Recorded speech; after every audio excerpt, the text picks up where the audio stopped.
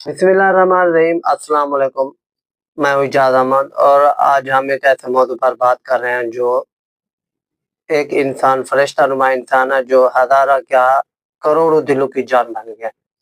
हाँ, वो है सेनेटर मुश्ताक, जो अपने ज़हन से, अपने दिल से बिला खौफ निकाल कर जद्दोजहद करने चला गया है, जिहाद करने चला गया है और वो अल्हम्दुलिल्लाह ग़ज़ा की पट्टी पर आज पहुँच जाएगा, क्योंकि हज़ार धमकियों के बावजूद अपनी जान की परवाह किए बगैर अपनी औलाद को छोड़ कर गया है। वो सिर्फ फ़लस्तीन वालों के लिए गया है। वो आज के दौर में सलाहुद्दीन अय्यूबी है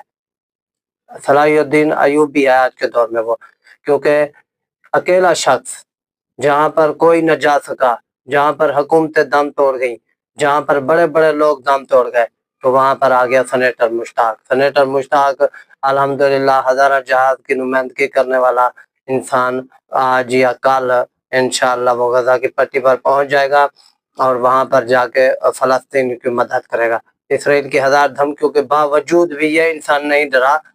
क्यों नहीं डरा? कि उसके दिल में खौफ नहीं था, उसके दिल में बस जद्दोजहद करनी थी। अपने आप को उसने ये कहकर गया है कि मैं चला गया तो मारा गया तो शहीद, वापस आ गया तो गाज़ी। और इंशाअल्लाह अल्लाह के फज़ल व करम से हमारी दुआएँ उस इंसान के साथ हैं और इंशाअल्लाह वो लौट कर ज़रूर आएगा।